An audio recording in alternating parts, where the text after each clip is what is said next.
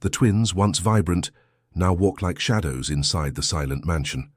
The father decides to observe them up close and, in disguise, sees the terror hidden beneath their routine. Each of the stepmother's gestures hides humiliation, control, and a carefully planted fear. If this beautiful story of resilience and love has you intrigued, don't forget to subscribe to our channel and tell us what city you're watching from. Continuing, the twins' silence cut Richard Miller's heart like a sharp blade. Gabriella and Isabella, his 8-year-old daughters, sat at the dinner table with their shoulders slumped, pushing food around their plates without looking up. Before, this table had been a battlefield of laughter, school stories and silly fights over who would get the last piece of pudding. Now only the sound of silverware against porcelain echoed through the room. Richard watched the girls' every move, trying to decipher what had changed. Since he'd married Veronica 6 months ago, the transformation had been gradual but undeniable. The children who once ran through the house screaming, inventing games and filling every corner with joy, now walked like little ghosts, always asking for permission, always whispering apologies. Veronica elegantly cut her salmon, her movements precise and calculated. She was the picture of perfection, always impeccable blonde hair, manicured nails, perfect posture. At 35, she had won Richard over with her sophistication and apparent affection for the girls. While they were dating, she took them on trips to the mall, bought them expensive gifts, and talked about how wonderful it would be to build a family. "Gabriella, finish your food," Veronica said, without even glancing at the girl. Her tone was low, but there was an icy quality to it that made Richard frown. Gabriella swallowed hard and tried to bring another forkful to her mouth, but her hand trembled slightly. Isabella, next to her sister, automatically straightened her back, as if an internal alarm had gone off. "She's not hungry," Richard intervened, trying to sound casual. "Maybe she's coming down with something." "Children need dietary discipline," Veronica replied, finally raising her eyes with a smile that didn't reach them. "Spoiling them does no good." Richard felt a growing discomfort in his chest. This wasn't the first time he'd noticed Veronica's rigidity with the girls, but he had always managed to rationalize it. They were adjusting to a new routine. A period of adjustment was natural. The loss of their mother 2 years earlier had left open wounds on all of them. After dinner, while Veronica went up to her room complaining of a headache, Richard headed to the twins' bedroom. He found them in their beds, already in their pajamas, pretending to be asleep. The room, once an explosion of colors and scattered toys, was now meticulously organized. Every doll in its place, every book aligned on the shelf. "Can I come in?" he asked softly. Gabriella opened her eyes and nodded shyly. Isabella remained still, but Richard knew she was awake from her uneven breathing. He sat on the edge of Gabriella's bed, stroking his daughter's brown hair. "How was school today?"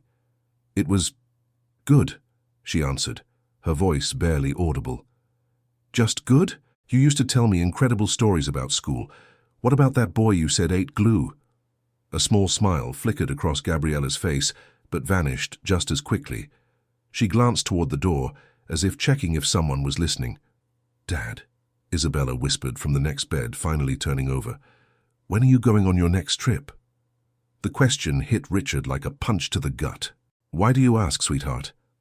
The girls exchanged a quick look, a silent communication they had developed since they were babies. Gabriella bit her lower lip, a nervous habit Richard hadn't seen in months. "It's just... when you're not here, the rules change," Gabriella whispered, so quietly he could barely hear her. A week later, Richard was unrecognizable. He had dyed his hair dark brown, grown a beard, and swapped his Italian suits for a simple gardener's work clothes. A pair of prescription glasses completed the disguise. On the fake birth certificate he'd gotten through contacts in the corporate underworld, he was now Joe Smith, a 42-year-old man looking for a job. The plan was simple but risky. He would announce a 2-week business trip abroad, leave the house in the morning and return in the late afternoon in disguise, using the service entrance. His cover story was that he was looking for work as a groundskeeper and gardener, and that the lady of the house had agreed to give him a chance. "I have to travel to close that deal with the Germans," he lied to Veronica on Monday morning, carrying an empty suitcase. "I could be out of the country for 2 weeks." Veronica barely looked up from the mirror where she was applying mascara. What a shame. The girls will miss you. There was no goodbye kiss, no show of affection, just a distracted wave as she got ready to leave. Richard spent the day in a nearby hotel, rehearsing his new identity and waiting for the right moment. At 5 in the afternoon, wearing worn-out clothes and a shabby cap, he rang the bell at the service entrance of his own mansion. It was Veronica who answered, but she looked at him as if he were a complete stranger. "You must be the Joe who called about the job." "Yes, ma'am," Richard replied, altering his tone of voice and adopting a more stooped posture. "I really need the work. I have experience with gardens and general cleaning." Veronica looked him up and down with disdain. "The pay is low and the rules are strict. No talking to the children, no interfering with the household routine. You work, you get paid, and you leave." "I understand, ma'am. You can start today, rake the leaves in the yard and organize the storage shed. The girls are doing their homework, so no noise." As he mechanically raked the dry leaves, Richard watched the house through the windows. The girls were sitting at the dining room table, bent over their books, but something about their posture was wrong. Gabriella was biting her lip so hard it had left a red mark, and Isabella was nervously bouncing her leg under the table. Veronica circled them like a predator. Even through the glass, Richard could see that she was constantly talking, gesturing in a threatening way. Suddenly, she slammed her hand on the table, making the girls jump. Richard gripped the rake handle until his knuckles turned white, but he forced himself to keep working. He needed to see more. He needed to understand the extent of what was happening. Through the kitchen window, he watched Veronica prepare the girls' dinner. 2 thin slices of turkey breast, 4 cucumber slices, and a small glass of milk. For herself, she prepared a generous plate of salmon, sautéed vegetables, and white wine. "Gabriella," Veronica's voice echoed through the house. "Get in here right now." The girl came running, her eyes wide with fear. Richard couldn't hear the conversation, but he saw Gabriella shake her head frantically, trying to explain herself. Veronica pointed to something on the floor, perhaps a crumb or a drop of water, and his daughter's expression crumbled in panic. Just then, a woman appeared in the kitchen. Richard didn't know her. She must be a new employee. She was young, maybe 25, with black hair tied back in a simple ponytail. When she saw the scene, she immediately positioned herself between Veronica and Gabriella. "Mrs. Miller," the young woman said in a calm but firm voice. "I'll clean that. The girl was just getting a glass of water." Veronica turned to the employee with blazing eyes.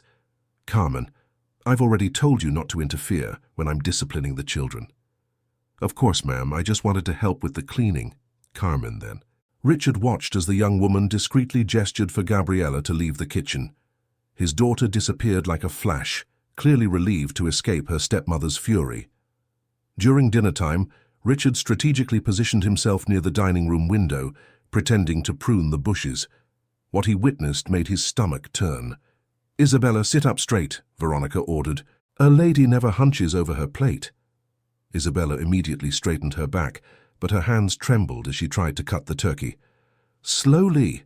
You're making noise with the knife," Veronica scolded, "and wipe that expression off your face. You look like you're eating garbage." "Sorry," Isabella whispered. "I'm sorry, Mom," Veronica corrected coldly.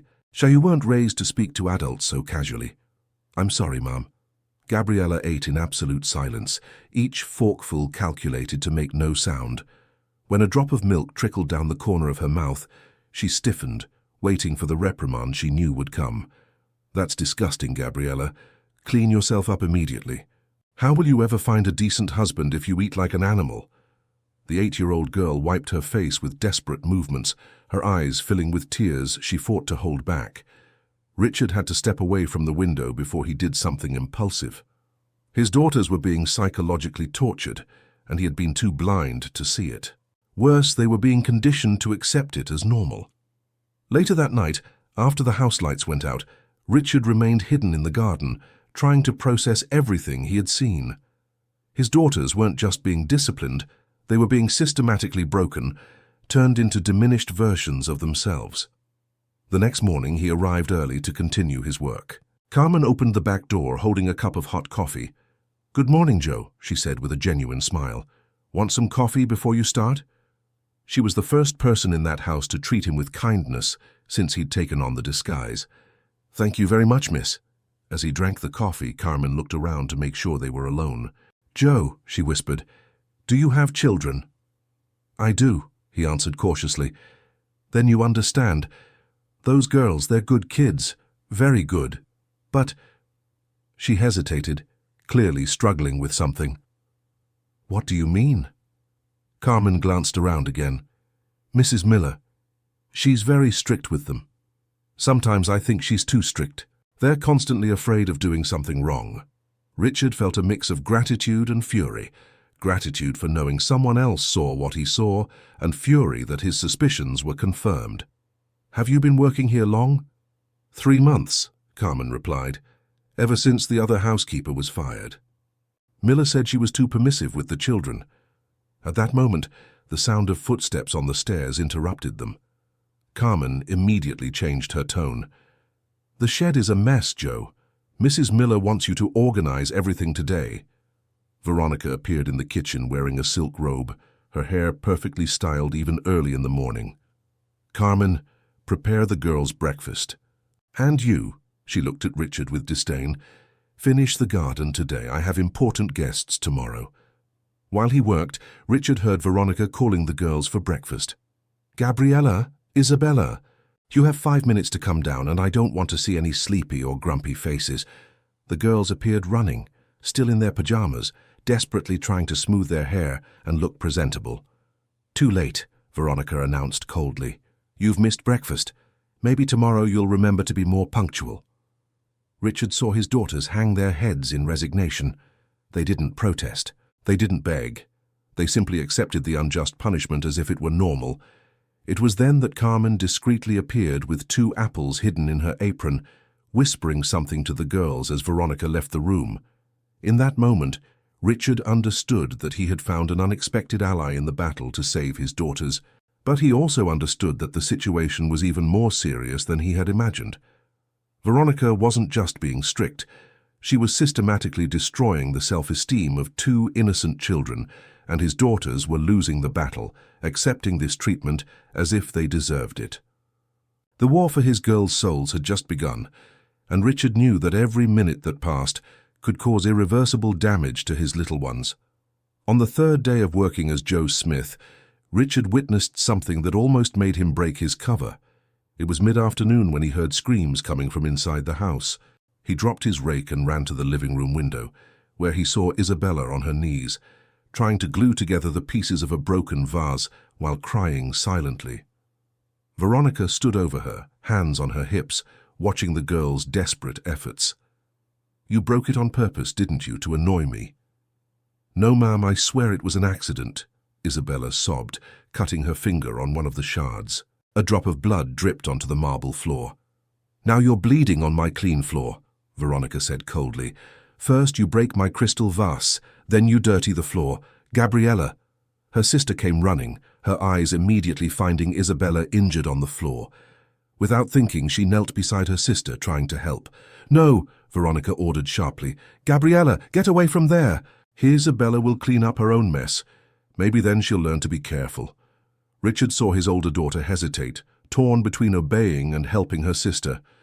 Fear won, and she backed away, tears streaming down her face as she watched Isabella struggle with the sharp pieces. At that moment, Carmen appeared with a tray of clean cloths and a first aid kit. "Mrs. Miller, the girl is hurt. Can I take care of the cut?" "What part of she'll clean it up herself did you not understand?" Veronica retorted. "If you keep interfering, I'll have to reconsider your employment." Carmen froze, clearly torn between helping and keeping the job that allowed her to protect the girls. It was Isabella who resolved the standoff, whispering through her tears, "It's okay, Carmen. I can do it." Richard clenched his fists, his nails digging into his palms. Every fatherly instinct screamed at him to burst through the door and protect his daughters, but he knew that would only make things worse when he returned from his trip. He needed more evidence, a better understanding of the system Veronica had created. Later, when Veronica left for her tennis lessons, Carmen was finally able to tend to Isabella's cut. Richard watched through the window as she gently cleaned the wound and applied a bandage. The 2 girls sat on the couch, one on each side of Carmen, like wounded birds seeking shelter. "Why is she so mean to us?" he heard Gabriella ask through the slightly open window. Carmen hesitated before answering. Some people don't know how to show love in a healthy way, but that doesn't mean it's your fault." "She used to be different," Isabella murmured. "When Dad was around, she would smile and bring us presents." "People sometimes wear masks," Carmen explained carefully. "They show one face to some people and another face to others." Richard felt the weight of truth in those words. He had married a mask, not a real person. "Do you miss your dad?" Carmen asked softly. "Every day," Gabriella admitted. "But when he comes back, we can't tell him anything, or she gets even angrier later." "What if you told him anyway? Wouldn't he protect you?" The girls exchanged a look, a silent communication Richard recognized from when they were babies. "He works a lot," Isabella explained, with the sad wisdom of a wounded child. "And she always has explanations that make sense when he asks. She says we're being dramatic, that we make things up.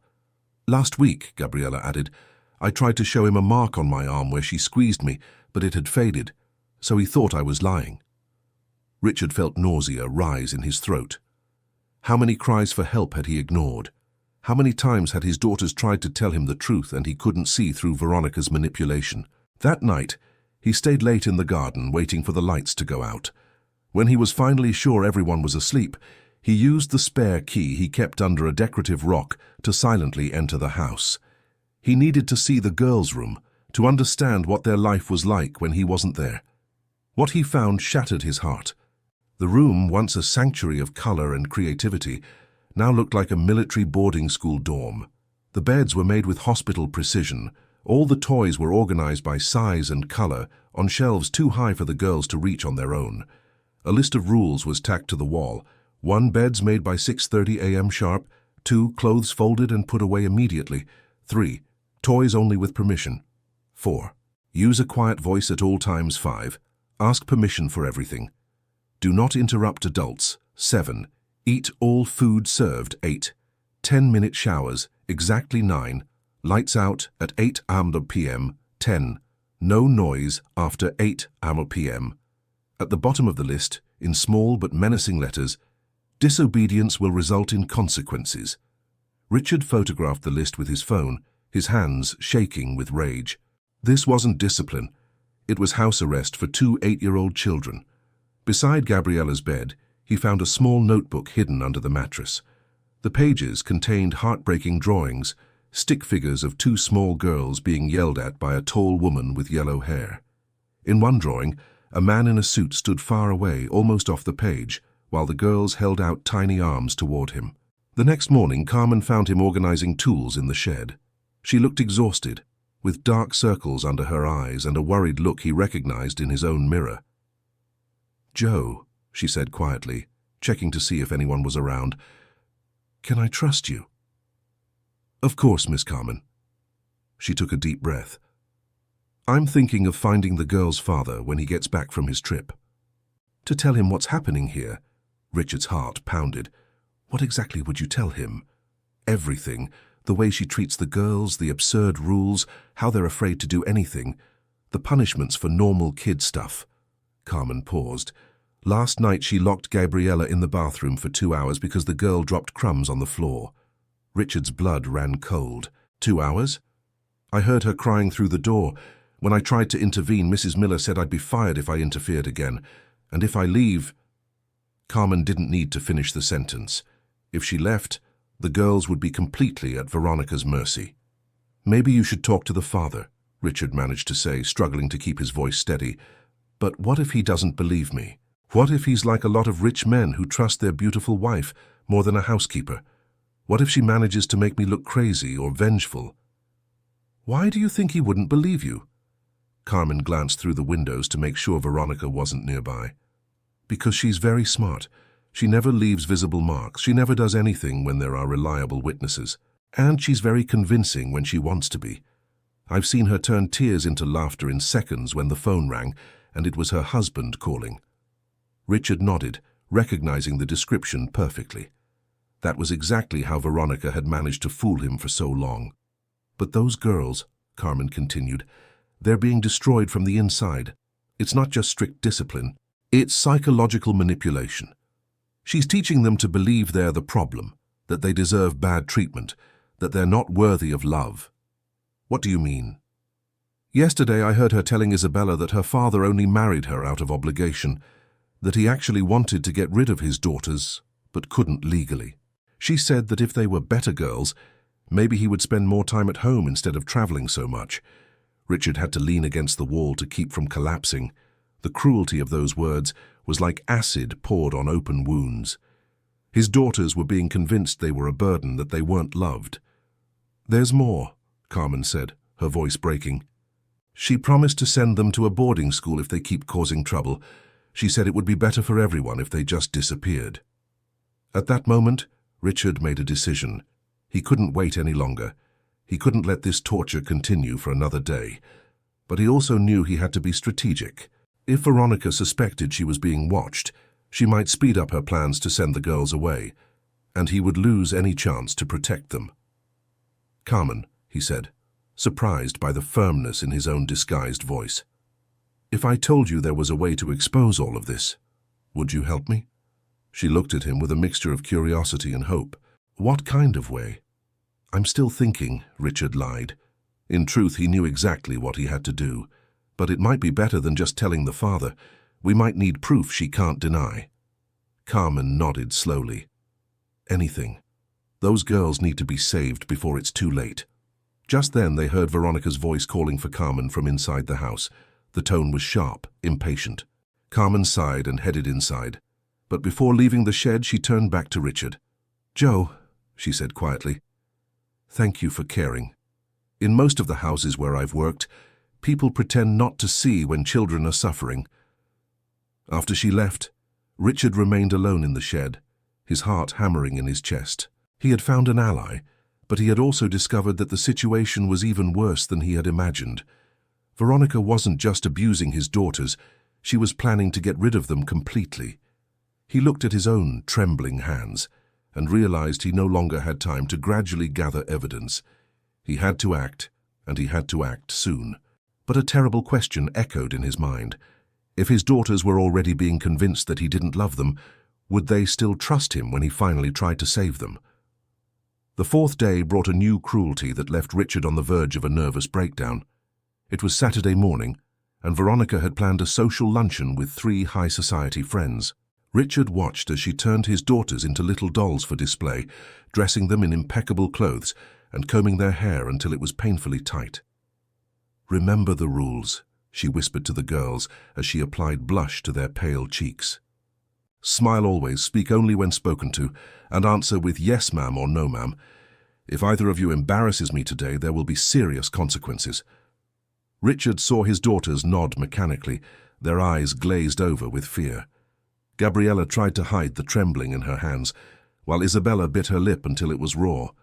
The guests arrived at noon, elegant women in their 40s covered in jewelry and expensive perfume. Veronica greeted them with her most radiant smile, instantly transforming into the perfect wife and stepmother. "Mary Ann, Helen, Patricia, what a joy to have you," she exclaimed, air-kissing each of them. "Come meet my girls. Gabriella, Isabella, greet our guests." The twins approached like little soldiers, offering stiff curtsies that Richard had never taught them. "How polite," one of the women commented. "How did you get them to be so well-behaved, Veronica?" "Discipline and love," Veronica replied with false modesty. "Children need clear boundaries. Richard has been very impressed with the progress we've made together." Richard gritted his teeth, pretending to be focused on trimming the hedge near the window. Every word was a lie wrapped in apparent virtue. During lunch, he watched his daughters sit erect as statues, cutting their food into microscopic pieces, chewing in absolute silence. When Mary Ann asked Gabriella about school, the girl glanced quickly at Veronica before answering in a monotone voice. "I like school very much, ma'am. I study hard to get good grades." "What a smart girl," Helen exclaimed. "And you, Isabella? What's your favorite subject?" Isabella started to answer but accidentally dropped a crumb on her lap. She immediately stiffened, her eyes filling with panic as she looked at Veronica. Her stepmother maintained her smile, but her eyes narrowed almost imperceptibly. Art, Isabella finally murmured, her voice barely audible. I like art, ma'am. How sweet, Patricia commented, not noticing the tension. I bet you draw beautiful things.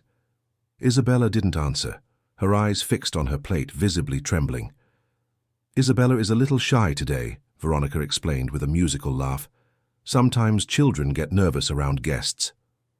After lunch, while the women drank champagne in the living room, Veronica led the girls out of the guest's sight. Richard followed them discreetly, positioning himself behind a pillar where he could listen without being seen. How embarrassing, Veronica hissed, her voice laced with venom. Isabella, you almost ruined everything.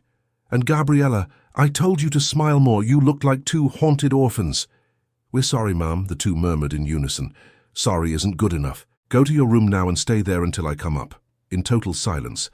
If I hear a single sound, you'll spend the entire afternoon locked in there. The girls went up the stairs like ghosts, their steps as light as possible. Richard felt tears of rage burn his eyes. His daughters were being trained like circus animals, forced to perform to maintain Veronica's illusion of a perfect family. Later, after the guests left, praising Veronica's beautiful family, Carmen approached Richard in the garden. She was carrying a basket of laundry to hang, but her face was tense with worry. Joe, did you see what happened during lunch? She asked quietly. I saw, he replied, his voice hoarse with contained emotion. Those girls were terrified. That's not all, Carmen said, looking around nervously. After the guests left, I heard Mrs. Miller on the phone. She was talking about boarding schools, asking about openings for September. Richard's blood ran cold. September? That's 2 months from now. She said the girls were ready for a more structured environment, that life at home was too complicated for them. Joe, I think she's really going to send them away. Richard clenched his fists, struggling to maintain his disguise's composure. Did you hear anything else? She mentioned a school in Switzerland. Said it would be ideal for troubled girls from wealthy families. She talked about rigorous discipline and behavioral correction. The image of his little girls lost in a foreign boarding school, far from home, far from him, was like a knife to Richard's chest. He had to act, and he had to act fast. Carmen, he said, surprised by the urgency in his own voice, I need to tell you something, but you have to promise you'll trust me. She looked at him with a mixture of curiosity and concern. What is it, Joe? Before Richard could answer, the sound of high heels clicking on the marble floor interrupted them. Veronica was approaching the back door, her face a mask of barely contained fury. Carmen, she called out sharply. Get in here immediately. Carmen turned, but Richard could see the fear in her eyes. They went into the house together, and Richard positioned himself near the kitchen window, trying to hear the conversation. I saw you talking to the gardener, Veronica said, her voice as sharp as broken glass. What were you talking about? Just about the work, Ma'am, Carmen replied, but Richard could detect the nervousness in her voice. He asked about the plants you prefer in the front garden. Liar, Veronica hissed. I saw your expressions. You were talking about me, weren't you? No, ma'am, I would never do that. Do you think I'm an idiot, Carmen? Do you think I don't notice when the staff conspires behind my back? Richard heard the sound of a chair being dragged, then heavy footsteps. Through the glass, he saw Veronica approaching Carmen, invading her personal space in an intimidating way. I know you don't approve of my methods with the girls, Veronica continued. You think I'm too strict, don't you? Well, let me make something clear. This is my house, these are my stepdaughters, and I decide how to raise them. If you can't do your job without judging, maybe it's time to find another one. Please, Ma'am, I need this job, Carmen pleaded. Then stop interfering and stop gossiping with strangers about family matters. The next time I see you talking to anyone about this house or the children, you'll be out on the street, understood? Yes, ma'am. And one more thing, Veronica added, her voice dropping to a threatening tone. If I find out you've been filling the girls' heads with ideas about telling their dad or any nonsense like that, you won't just lose your job. I will make sure you never work for a respectable family in this city again. I have enough influence to destroy your reputation permanently.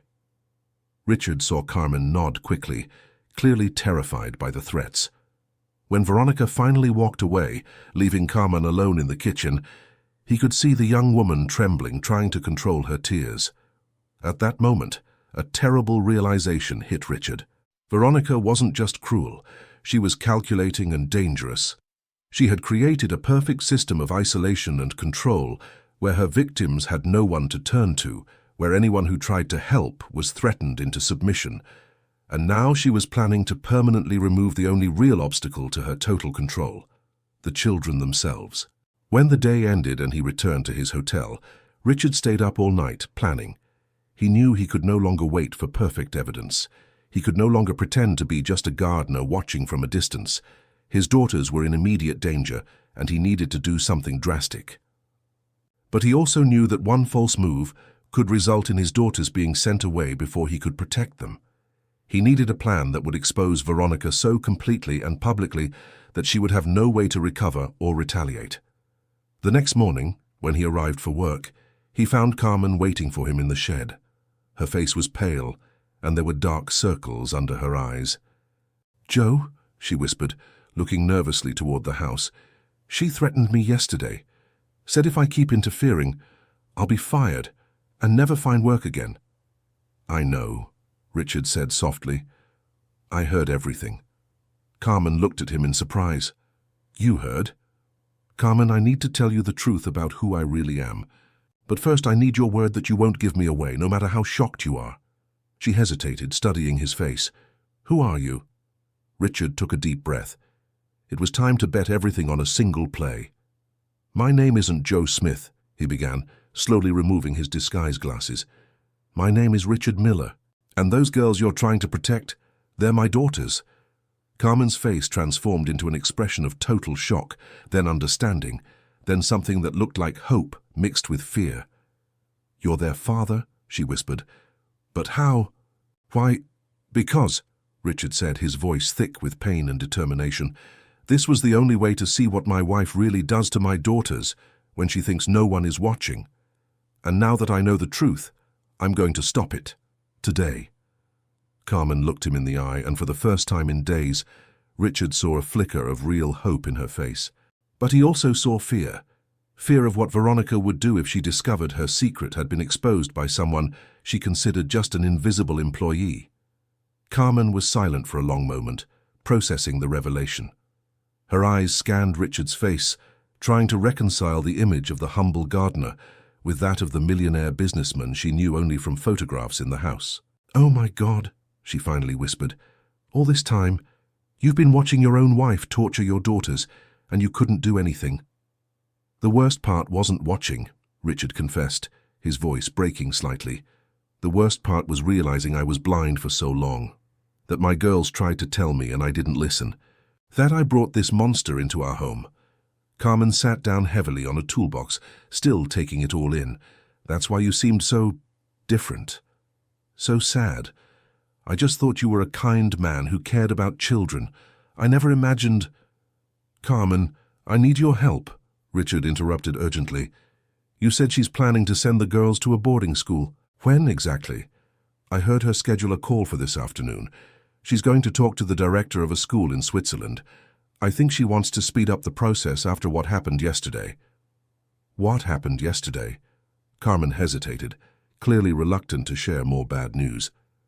"After you left, she went up to the girls' room.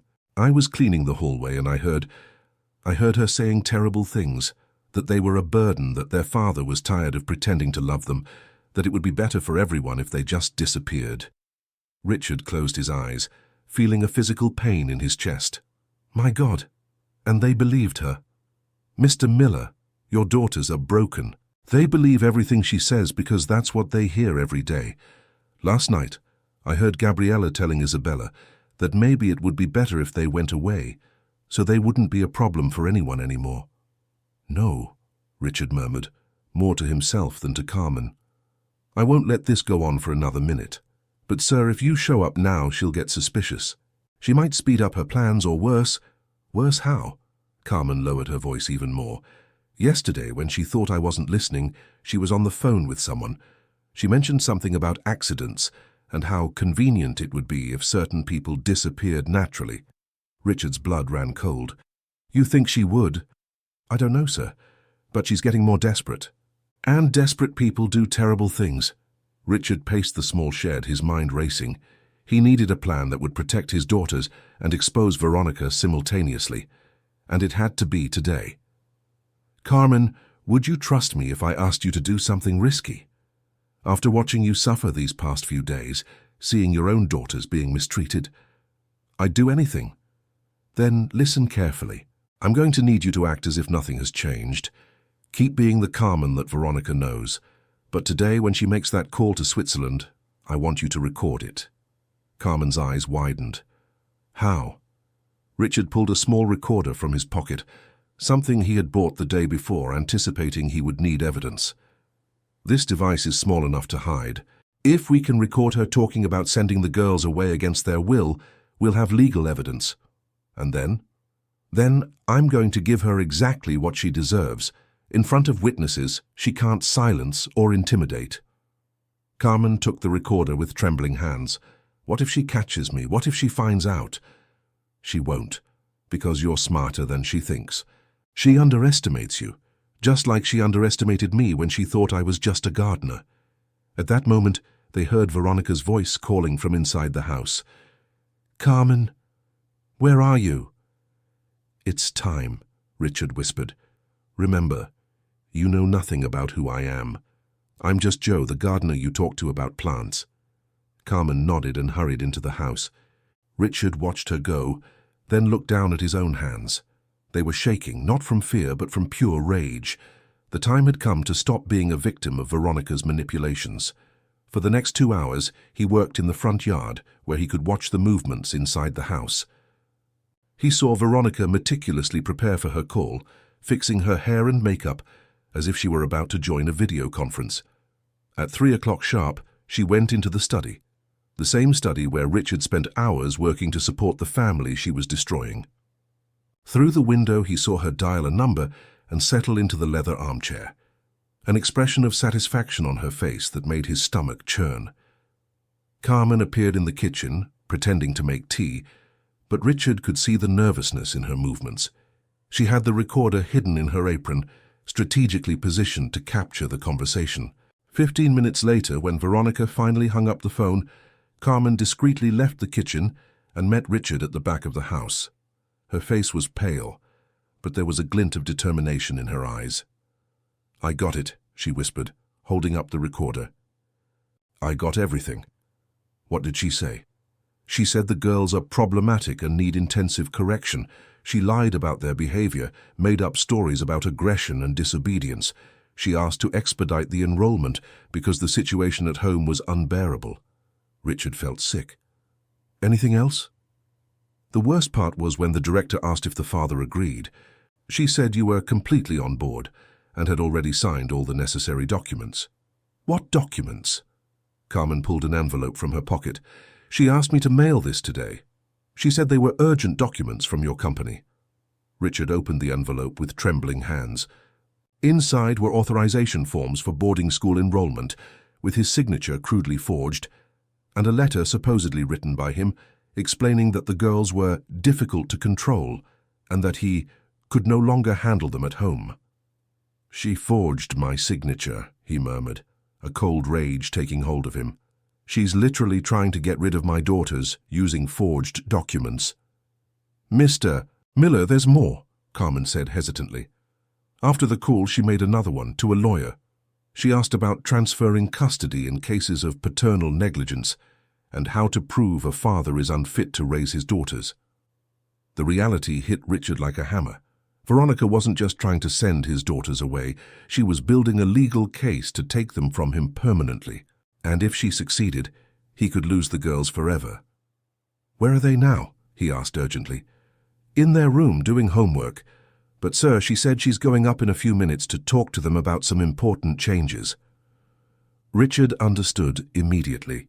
Veronica was going to tell the girls about the boarding school today. She was going to manipulate them into accepting the situation, probably convincing them it was his idea, that he wanted to get rid of them.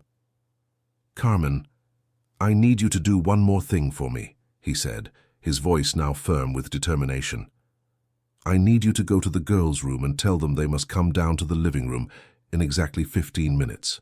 No matter what Veronica says, they have to be there." "Why? What are you going to do?" Richard pulled out his phone and started dialing. "I'm going to call a few people, Veronica's friends who were here for lunch yesterday. I'm going to invite them over for a special surprise this afternoon." Carmen understood immediately. "You're going to expose her in front of her friends?" "I'm going to expose her in front of witnesses she can't buy, intimidate, or silence. People from her own social class who know exactly who I am and what my reputation is." While Carmen hurried into the house, Richard made 3 quick calls. To Marianne, Helen, and Patricia, the women who had praised Veronica's perfect family the day before. For each one, he used the same pretext. Veronica wanted to do a special surprise for the girls and had asked him to invite them as witnesses to an important family moment. They all accepted immediately, curious about the surprise. At 4:30 in the afternoon, when the guests arrived expecting to find a family celebration, they found something very different. In the living room, 2 8-year-old girls sat rigidly on the sofa, clearly terrified. An elegant blonde woman stood before them, gesturing dramatically as she spoke about educational opportunities and what's best for you. And in the garden, a man disguised as a gardener prepared to enter his own home and confront the woman who had tried to steal everything he loved. The moment of truth had arrived, and Richard knew that the next few minutes would determine whether he could save his daughters or lose them forever. The guests arrived promptly at 5 o'clock, their cheerful voices echoing through the mansion's foyer. Marianne, Helen, and Patricia walked in, chatting excitedly, curious about the special surprise Veronica had prepared for the girls. From the garden, Richard watched them being greeted by Veronica, who wore her most radiant smile, the same smile that had won him over 2 years ago and that he now recognized as a carefully constructed mask. "How wonderful of you to come," Veronica exclaimed, air-kissing each of them. "The girls were so happy when they heard you'd be here for this special moment." Richard knew it was a lie. His daughters knew nothing about the visitors. Through the window, he could see them on the living room sofa, their small figures huddled together like cornered animals, clearly not understanding what was happening. "So, what's the big surprise?" Helen asked, settling elegantly into an armchair. "You were so mysterious on the phone." Veronica clasped her hands theatrically, her eyes shining with a satisfaction that made Richard's stomach turn. "Well, Richard and I have made a very important decision about the girls' future. They're going to have an incredible educational opportunity." Out of the corner of his eye, Richard saw Carmen appear in the kitchen, positioning herself so she could hear everything. The recorder was still hidden in her apron, capturing every word. "Gabriella, Isabella, come here," Veronica called in a sweet voice that didn't match the coldness in her eyes. The girls approached hesitantly, holding hands, a gesture of mutual protection that broke Richard's heart. He could see the fear stamped on their little faces, the way they avoided eye contact with everyone in the room. "Say hello to our guests," Veronica ordered. "Hello," the two murmured simultaneously, their voices nearly inaudible. "How cute," Patricia commented, "but they seem a little nervous. Are you girls okay?" Before they could answer, Veronica positioned herself behind them, her hands resting on their small shoulders possessively. "They're just emotional about the news I'm about to share.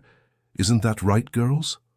Gabriella and Isabella exchanged a quick glance, that silent communication Richard knew so well. It was clear they had no idea what Veronica was talking about.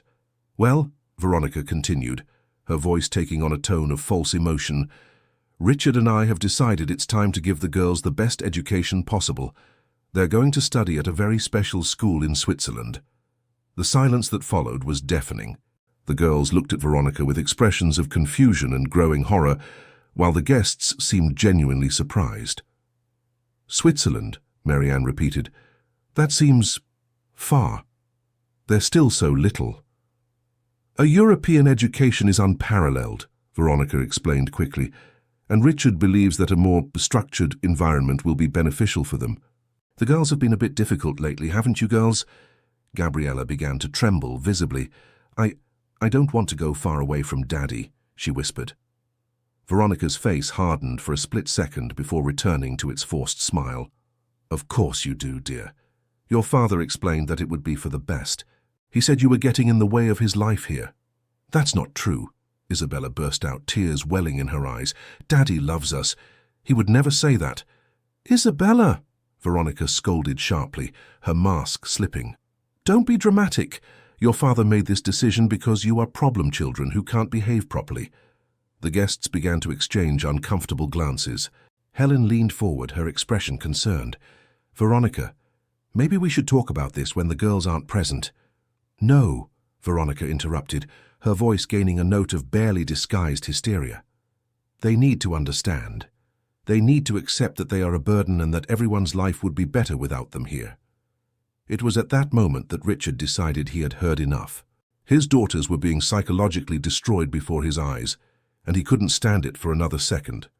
He crossed the garden with determined strides, walked through the front door, something he hadn't done in 5 days, and strode directly into the living room. The sound of his footsteps made every head turn toward the door. Veronica looked at the gardener with irritation. "Joe, what are you doing inside the house? I told you clearly to use the service entrance." Richard stopped in the center of the room, slowly removed his disguise glasses, and ran a hand through his hair, undoing the style that had kept it flat. The guests looked at him with growing confusion, as gradual recognition began to dawn on their faces. "My name isn't Joe," he said calmly, his voice returning to its natural tone. "My name is Richard Miller, and I'm home." The silence that followed was absolute. Patricia brought a hand to her mouth, Helen's eyes widened, and Marianne let out an audible gasp of shock. But it was the girls' reaction that moved Richard the most. They looked at him with a mixture of confusion, recognition, and desperate hope. "Daddy?" Gabriella whispered, as if she couldn't believe what she was seeing. Veronica stood completely still for a moment, her brain clearly struggling to process the impossible. Then her face contorted into an expression of fury and panic. "What? How did you—" she stammered, instinctively backing away. "How did I what, Veronica?" Richard asked, his voice dangerously calm. "How did I find out what kind of monster you really are? How did I find out you've been torturing my daughters every single day while I work to support this family?" "You're insane," Veronica exploded, quickly trying to regain control. "Girls, go to your room now. And you," she turned to the guests. "This man is clearly disturbed. I'm calling security." "No," Richard said firmly. "No one is leaving this room until the truth is completely exposed." He knelt before his daughters, who were still staring at him with wide eyes. "Gabriella, Isabella, it's me. Daddy's here and you're not going anywhere." "But you were traveling," Isabella said, confused. "No, sweetheart. I've been here the whole time watching how she treats you when she thinks no one is looking." Veronica took a step forward, her voice rising to a hysterical pitch. "He's lying. This man is an imposter. The real Richard is in Germany." "In Germany," Marianne repeated slowly. "But Richard, have you really been posing as a gardener?"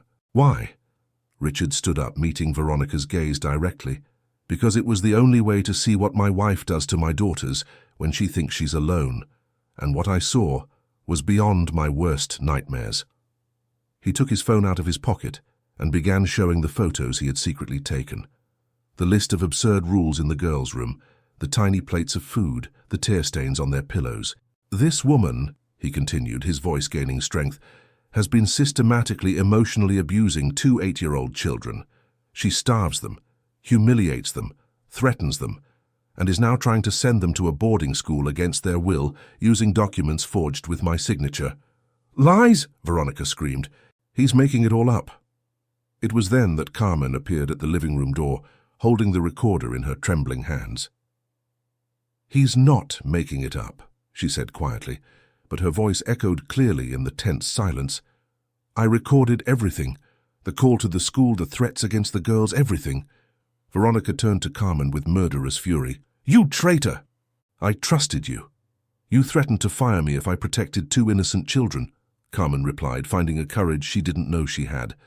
"But he is their real father, and I choose to stand with the children." At that moment, Veronica's mask finally shattered completely. In front of witnesses she couldn't intimidate or buy, faced with evidence she couldn't deny, and exposed as the liar and abuser she truly was, she lost all control. "You don't understand," she shrieked, her voice breaking. "These children are impossible. They've ruined my life.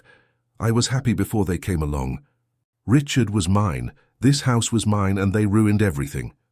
The guests backed away, horrified by the sudden transformation of the elegant woman they knew into an unrecognizable creature of hatred and resentment. "I deserved a better life," Veronica continued to scream. "I deserved a husband who would put me first. But no, I had to share everything with two spoiled brats who aren't even mine." Richard looked at his daughters, who were clinging to each other, crying silently. For 5 months they had endured this alone, believing they deserved this treatment, that they were a burden. "Enough," he said, his voice cutting through Veronica's screams. "It's over." Veronica turned to him, and for the first time Richard saw something dangerous in her eyes, something that made him realize she might be capable of much more than just psychological abuse. And at that moment, with his vulnerable daughters in the room and witnesses present, he understood that Veronica was being cornered, and that cornered people can do desperate things. Veronica's transformation was like watching a beautiful porcelain mask shatter on the floor. In front of the horrified witnesses, she completely lost the composure she had maintained for months. Her perfectly styled hair was now disheveled, her makeup smeared by tears of rage, and her eyes blazed with a fury that bordered on desperation. "You have no idea what I've been through," she screamed, pointing a finger at the girls as if they were criminals. "They sabotaged me all the time. They deliberately left the house a mess, made noise when I was trying to rest, and looked at me with hatred every time I tried to discipline them." Helen stood up abruptly, clearly disturbed. "Veronica, you're talking about 8-year-old children as if they're malicious adults." "Because they are," Veronica retorted, her voice rising an octave. "You don't live with them. You don't know how manipulative and vengeful they can be." Richard saw his daughters shrink even further, internalizing every poisonous word. Even now, even after everything was exposed, Veronica continued to hurt them. "Stop," he said firmly, taking a step toward her. "You will not speak about my daughters like that in my presence." "Your daughters?" Veronica laughed hysterically. "You barely know them. You're always traveling, always at the office, always too busy to deal with the problems they cause. I was the one who had to put up with their tantrums, their disobedience, their complete lack of respect." "Mrs. Miller," Carmen interrupted bravely, "those girls never threw a single tantrum. They spend all day afraid to breathe too loudly." Veronica spun on Carmen, her eyes blazing. "And you traitor! I gave you a job when no one else would. I treated you well." "You threatened me constantly," Carmen replied, her voice gaining strength, "and you forced me to watch 2 innocent children be mistreated every single day." It was then that Mary Ann stood up, her face pale with shock. "Veronica, I have to go. This is far beyond what I can witness." "No!" Veronica screamed desperately. "You don't understand. I can explain. These girls are troubled. Anyone who lived with them would understand." But the 3 women were already heading for the door, clearly disturbed by what they had witnessed. Patricia paused only to whisper to Richard, "If you need witnesses for any legal proceedings, you can count on us." When the guests had left, the room fell into a deathly silence. Veronica stared at the door they had exited through, as if she couldn't believe her carefully constructed social standing had crumbled in a matter of minutes. "You destroyed everything," she murmured, turning slowly to face Richard and the girls. "Years of building a perfect life, and you destroyed it all."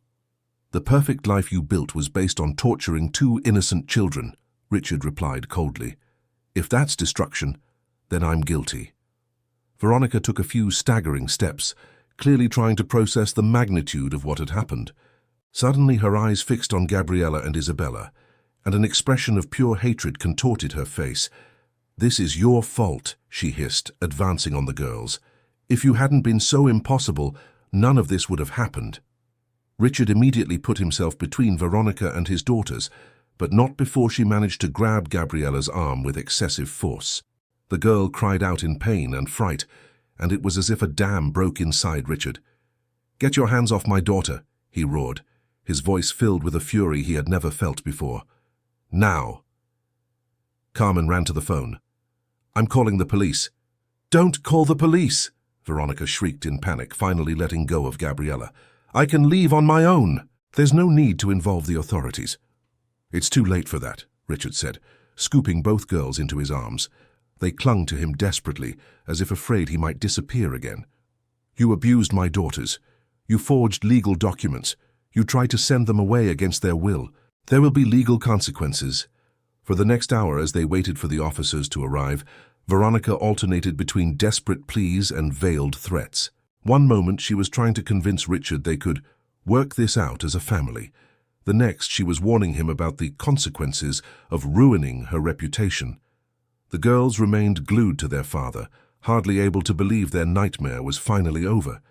But even in Richard's arms they whispered apologies, convinced they had somehow caused all this chaos. "Daddy," Gabriella murmured against his chest, "I'm sorry we were bad girls. I'm sorry for causing trouble." Richard's heart shattered. "You were never bad girls," he whispered back, kissing the tops of their heads. "Never. You are the most perfect girls in the world, and Daddy is so sorry he didn't see what was happening." When the police finally arrived, accompanied by a social worker, Veronica tried one last desperate maneuver. With tears in her eyes and a trembling voice, she approached the officers. "Thank you for coming," she said, pointing at Richard. "This man broke into my home pretending to be a gardener. I'm terrified." But Carmen quickly showed the officers the recorder, while Richard presented the photos he had taken and the forged documents Veronica had prepared. The evidence was overwhelming. An hour later, Veronica was being escorted out of her own home, handcuffed and shouting threats about lawyers and defamation lawsuits. As the police car drove away, Richard felt a mixture of relief and terror. The immediate danger was gone, but now he faced a horrifying reality. His daughters were traumatized in ways he could barely comprehend. In the days that followed, the true extent of the damage became painfully clear. The girls could barely eat without asking permission for every bite. They woke up screaming in the middle of the night, obsessively checking to see if he was still home. They apologized for breathing too loudly, for laughing, for existing. The first night was especially difficult. Richard brought them into his room, where they clung to him like shipwreck survivors to a raft. But even there, supposedly safe, they whispered questions that broke his heart. "Daddy, was Mrs. Veronica telling the truth? Did you really want to send us away? Are we really problem children? Are you going to get tired of us and find another wife who doesn't like kids?" With every question, Richard felt as if a knife were being twisted in his chest. Months of psychological manipulation would not be erased in one night. His daughters had been systematically convinced they were unwanted, problematic, a burden. Carmen, whom Richard had immediately promoted to the girl's primary caregiver, became an anchor of stability. She knew all the triggers Veronica had created, all the fears she had planted, and she worked tirelessly to help the girls feel safe again. But a week after Veronica's arrest, Richard received a call that made his blood run cold. It was Veronica's lawyer. "Mr. Miller, my client would like to inform you that she is contesting all charges. She claims she was the victim of an elaborate entrapment scheme and that her actions were motivated by genuine concern for the girls' well-being." "Genuine concern," Richard repeated in disbelief. "She psychologically abused 2 children. According to my client, she merely tried to implement necessary discipline for 2 girls who had become uncontrollable after the loss of their mother. Furthermore, she intends to sue you for breaking and entering, identity fraud for assuming a false identity, and invasion of privacy." The call went on for another 10 minutes, each word a new legal threat. When Richard finally hung up, he realized his fight was just beginning. Veronica hadn't given up. Even from jail, she was trying to turn the tables, painting herself as the victim and him as the villain. That night, as he watched his daughters sleep restlessly in the next room, Richard understood a terrible truth. Exposing Veronica had been just the first battle. Now he faced a legal war that could last for months with his traumatized daughters as the trophies in dispute. And worst of all, the seeds of doubt Veronica had planted in the girls' minds were growing. With each passing day, they seemed more convinced that they were indeed problematic, that maybe Veronica had been right about them being a burden. Richard knew that saving his daughters from the boarding school had been easy compared to what was to come, saving them from the psychological destruction Veronica had wrought. And with Veronica fighting in court to prove her actions had been justified, Richard began to wonder if his daughters would ever fully recover from the nightmare they had lived through.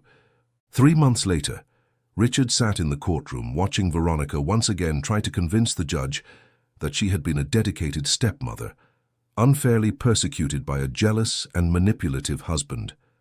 She was elegantly dressed, her hair perfectly styled, playing the part of the misunderstood victim with the same mastery she had once used to play the perfect wife.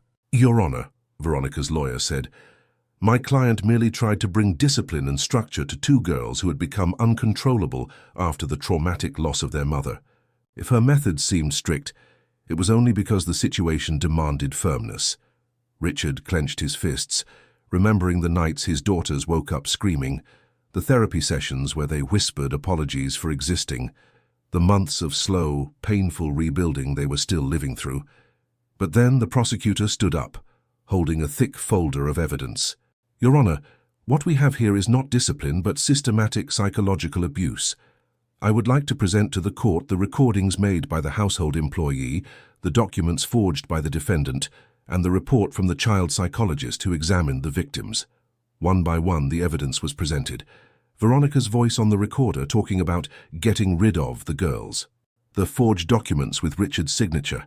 The devastating report from Dr. Sandra Martinez, which described in clinical detail the psychological trauma the girls had suffered. "The minors present classic symptoms of prolonged emotional abuse," Dr. Martinez testified. "Hypervigilance, pathological self-blame, extreme fear of abandonment, and significant behavioral regression. The pattern of psychological manipulation identified is consistent with brainwashing techniques." Richard saw Veronica flinch slightly at every word. Her mask of serenity began to slip as the truth was methodically laid bare before the court. The decisive moment came when Carmen was called to testify. In a firm but emotional voice, she described every cruelty she had witnessed, every silent tear from the girls, every desperate attempt to protect them. "Did you ever witness positive interactions between the defendant and the minors?" the prosecutor asked. Carmen thought carefully before answering. "Only when there were cameras or visitors present. In those moments, she would transform completely. She would smile, hug the girls, talk about how much she loved them. But the moment we were alone, she would go back to treating them like inconvenient objects." When it was finally Veronica's turn to speak in her own defense, Richard saw her last attempt at manipulation. With tears in her eyes, she looked directly at the judge. "I loved those girls as if they were my own," she said, her voice trembling with rehearsed emotion. "Everything I did was to try and give them the structure they had lost. If I made mistakes, it was out of love, not malice." But the judge had heard too much evidence to be fooled by crocodile tears. "Mrs. Miller," he said, his voice grave and solemn, "the evidence presented shows a deliberate and calculated pattern of psychological abuse against two vulnerable children. I see no love in your actions, only cruelty disguised as discipline." The sentence was harsh. 2 years in prison for child abuse plus 3 years of probation with a permanent restraining order against any contact with the girls. Furthermore, she was ordered to pay for all the psychological treatment Gabriella and Isabella would need. When the judge's gavel fell, sealing the decision, Richard felt as if a massive weight had been lifted from his shoulders. But he knew the real battle was still being fought in his daughters' minds. In the months that followed, the house gradually came back to life. Carmen, now officially the girls' governess and caregiver, worked tirelessly to create an environment of safety and normalcy. Slowly, very slowly, the girls began to remember what it was like to be children. The first real sign of progress came on a Sunday afternoon, 4 months after Veronica's imprisonment. Richard was reading in his study when he heard something he hadn't heard in almost a year: genuine laughter coming from the garden. He looked out the window and saw Gabriella and Isabella chasing Carmen in a game of tag, their faces lit up with real smiles. When Gabriella tripped and fell, Richard braced himself to hear desperate apologies, the pattern that had become automatic. But to his surprise, she just got up, laughed at her own clumsiness and kept running. There were no apologies, no fear of consequences, just a child being a child. That night at dinner, another milestone was reached. Isabella accidentally spilled some sauce on her dress. Instead of the usual panic, she looked at Richard and said simply, "Daddy, I made a mess. Can I go change my clothes?" It was a normal question, asked without fear, without expectation of punishment.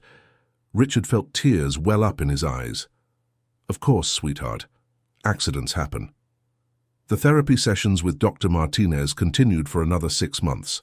Gradually, the girls learned to express their needs without fear, to disagree without expecting punishment, to make kid noise without cowering in terror.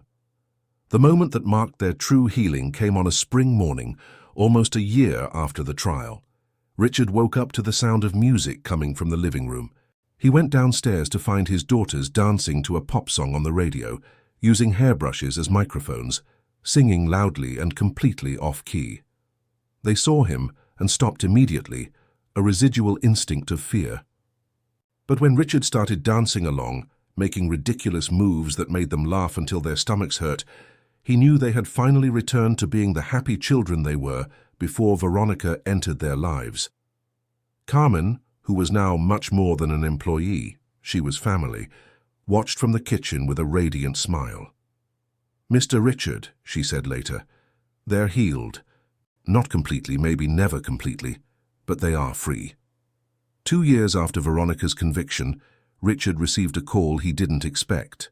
It was the prison warden, informing him that Veronica had requested a visit from her former stepdaughters.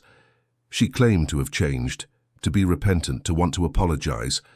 Richard talked it over at length with Dr. Martinez and with the girls themselves, who were now 10 and surprisingly wise for their age. "Daddy," Gabriella said, "we don't have to forgive her to be happy. Carmen taught us that forgiveness is something you do for yourself, not for the people who hurt you. Besides," Isabella added, "we already have everything we need right here at home." Richard smiled, proud of the healthy maturity his daughters had developed. "Then we won't visit her. Our lives are moving forward." On the 3rd anniversary of Veronica's imprisonment, Richard threw a different kind of party. It wasn't anyone's birthday. It wasn't a holiday. It was a celebration of the family they had become. Carmen had cooked the girls' favorite dinner, and they spent the whole evening telling stories, laughing, and simply enjoying the peace they had won. That night, when he tucked his daughters into bed, in their own rooms now as they were no longer afraid to sleep alone, Gabriella asked a question that surprised him. "Daddy, do you think Mom would have liked Carmen?" Richard thought of the wife he had lost, remembering her kindness, her unconditional love for their daughters. "I think she would have loved Carmen just as much as we do." "And do you think she would have been proud of how we got through everything?" "Very proud," Richard answered, kissing his daughter's forehead. "You are the bravest girls in the world." As he walked to his own room, Richard looked out the window at the garden where it had all begun, where he had pretended to be Joe Smith to discover the truth about his family. The garden that had once been his hiding place was now simply a beautiful spot where his daughters played freely, where Carmen grew flowers, where normal life had finally bloomed again. He had started that journey as a blind father who almost lost his daughters to a monster disguised as a perfect wife. But he ended it as a man who had learned that true love sometimes requires extreme courage, that protecting those we love can demand unimaginable sacrifices, and that family isn't always defined by blood, but by the people who choose to stand by our side in the darkest of times. Carmen had been one of those people, and as Richard finally found peace in his own home, he knew his daughters would grow up with a deep understanding of what it truly means to be loved and protected. The story that had begun with silent tears and fear ended with loud laughter and safe hugs. And for the first time in years, Richard Miller slept soundly, knowing his girls were truly safe. Richard's blood ran cold. "What rules?" Immediately, both girls shut down like flowers wilting in the scorching sun. Gabriella buried her face in her pillow, and Isabella pulled the blanket over her head. "Girls, you can tell me anything," Richard insisted, but they remained silent. He stayed there for another 15 minutes trying to get some information out of them, but his daughters had turned into mute statues. When he finally left the room, the weight of his unease was unbearable. In the hallway, he ran into Veronica, who was coming out of the bathroom with a green facial mask on. "Are they asleep?" she asked, showing no real interest. "They're quiet," Richard replied, studying her expression. "Veronica, have you noticed anything strange about the girls' behavior?" She paused for a moment, her expression hardening slightly. "They're difficult children, Richard. too spoiled. It's natural for them to resist discipline when they've never had proper boundaries. Difficult, Richard repeated, incredulous. They've always been model children.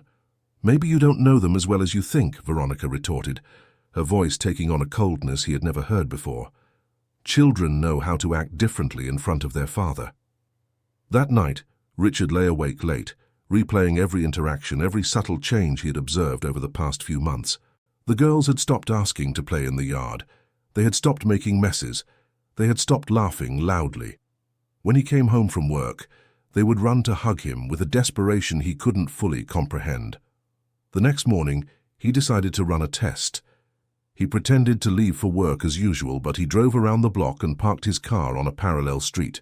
He walked back and hid in the backyard, where he had a partial view of the living room through the window. What he saw made his blood run cold. Veronica was standing before the girls, who were huddled on the sofa like cornered animals.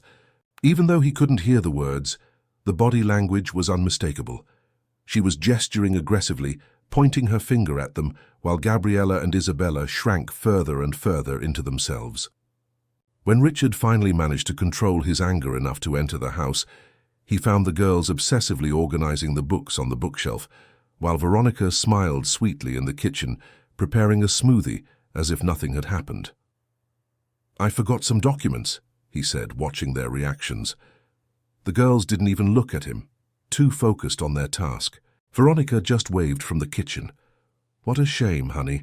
I was planning a special morning with the girls." That afternoon at the office, Richard could barely concentrate. Every fiber of his being screamed that something terrible was happening in his own home, but he had no concrete proof. Worse, he didn't know how to protect his daughters without risking making the situation worse. It was then that he made a decision that would change everything. If Veronica was hiding her true face, he needed to see her without the mask. And to do that, he would have to become invisible in his own home. That night, after everyone was asleep, Richard began to devise an impossible plan. He would fake a business trip and return in disguise as an employee. Only then would he discover the truth his daughters were so desperately trying to tell him. As he planned every detail, a single question hammered in his mind. How long had his little girls been suffering in silence, and what kind of monster had he brought into his home?